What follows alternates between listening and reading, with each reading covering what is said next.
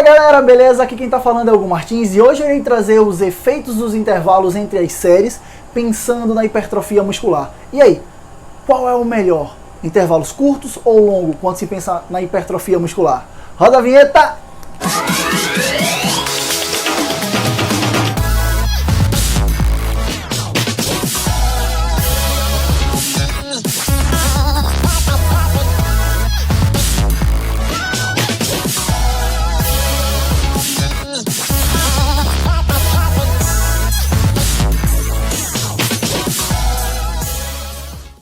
Então galera, quando se pensa no processo hipertrófico, dentro de diversas variáveis, uma variável que é de grande importância e muitas pessoas negligenciam na hora do treino de força é o intervalo entre séries. Existe aquele tipo de cliente que ele chega na academia muito apressado para treinar, o que é que ele faz? Ele aumenta as cargas, dá um tempo de intervalo curto e vai embora. Ou aquele tipo de cara que tem um pouquinho mais de tempo e aí ele aumenta suas cargas, diminui suas repetições, dá um tempo de intervalo maior. Mas eles só treinam com esses dois modelos pensando nisso. Tipo, preciso largar mais cedo, vou dar um intervalo mais curto e vou embora. Tô com mais tempo, vou aumentar minhas cargas e vou dar um intervalo maior. Mas assim, sem pensar nisso, que já é um processo até de raciocínio lógico muito coerente. E qual é o processo por trás disso? Quando se utilizar ele curto, quando se utilizar ele longo, os intervalos entre séries? Vamos lá. Além de trabalharmos com altas cargas ou com baixas cargas, as suas diferenças são... Quando a gente... Vou colocar aqui uns números ilustrativos, tá ok?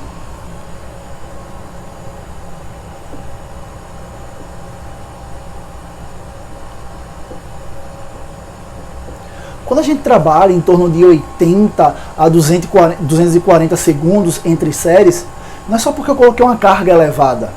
Fisiologicamente falando, é porque eu preciso de fazer uma boa ressíntese da minha via energética para eu ter uma melhor performance durante o treino. E a partir do momento que eu aumento minha carga, eu faço com que as células satélites e as miofibrilas contráteis têm uma maior produção, desta forma potencializando o meu processo hipertrófico. Pensando nisso, quando eu elevo minhas cargas, eu tenho meio que um contra, que é o que? Aumentar as forças compressivas intraarticulares. E eu tenho também uma melhor performance do meu treino e aumento um pouco o meu intervalo, e aumento um pouco a duração do meu treino. E desta forma, para indivíduos que têm pouco tempo de treino, por exemplo, tem um tempo de 30 a 45 minutos para treinar, pessoas que querem treinar com esse tipo de intervalo já não seria tão interessante. Para pessoas que se dá aqueles de 50 a 1 hora de treino, aí sim pode se beneficiar de treinos com altas cargas, com intervalos mais longos, tendo uma melhor performance intratreino e, infelizmente, devido ao aumento da carga externa, ocorre aquele PRO, que no caso é a compressão intraarticular. Porém, quando você consegue aumentar o volume total de treino, já tem estudos que mostram que quanto maior o volume total do treino, maior serão os teus processos hipertróficos. Pensando agora um pouco nos intervalos curtos, como por exemplo,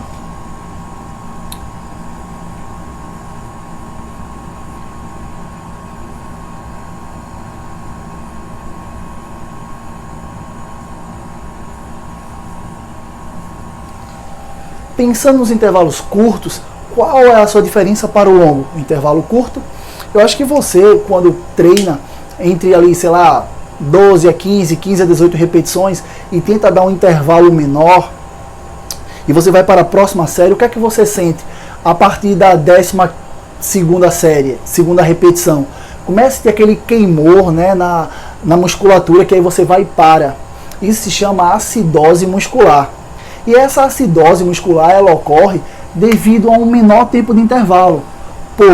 Devido a um menor tempo de intervalo, você não consegue ter uma boa ressíntese da sua via energética, e aí você acumula metabólitos intramuscular, e aí ocorre essa acidose muscular. Mas quais são os benefícios? Os benefícios são que eu consigo otimizar o meu treino, tornando o meu treino mais curto, eu consigo ter esse processo de acúmulo de metabólitos desta forma, também me dando o benefício de potencializar o meu processo hipertrófico, porém chegando a uma fadiga mais fácil e diminuindo as forças compressivas intraarticulares devido a menores cargas. Beleza?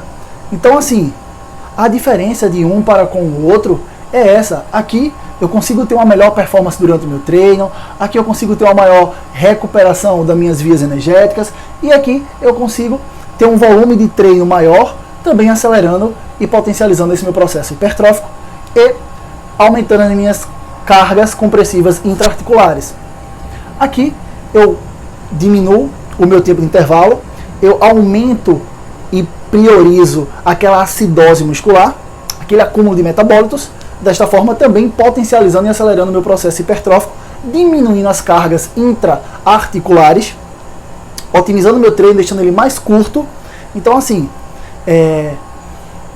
e aí, Hugo? O intervalo curto ou o intervalo longo para potencializar o meu processo hipertrófico? Vocês perceberam que os dois eu citei a todo momento desse vídeo que vai ter...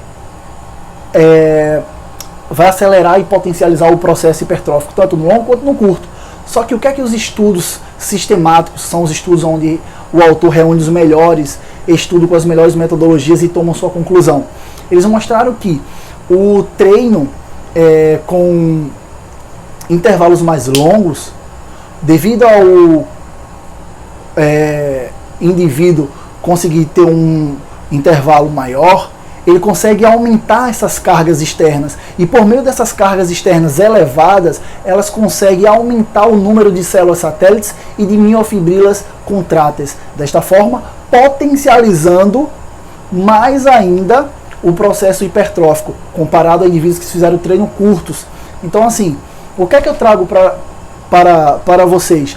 Eu trago até um exemplo. Vocês poderiam fazer inicialmente intervalos mais longos, com cargas elevadas, e no final vocês poderiam trazer do treino intervalos mais curtos e com menos cargas e altas repetições. Tá ok? Eu espero poder ter agregado para vocês, potencializar as tuas sessões de treinamentos, e qualquer dúvida sobre intervalos entre séries e processo hipertrófico, pode falar comigo via direct, que eu posso te dar um auxílio melhor, tá ok? Então, aqui está o meu Instagram, aqui está o canal do meu YouTube. Espero que vocês curtam esse vídeo, compartilhem, comentem e tragam sugestões. E ative o sininho para logo mais chegar as notificações. Muito obrigado!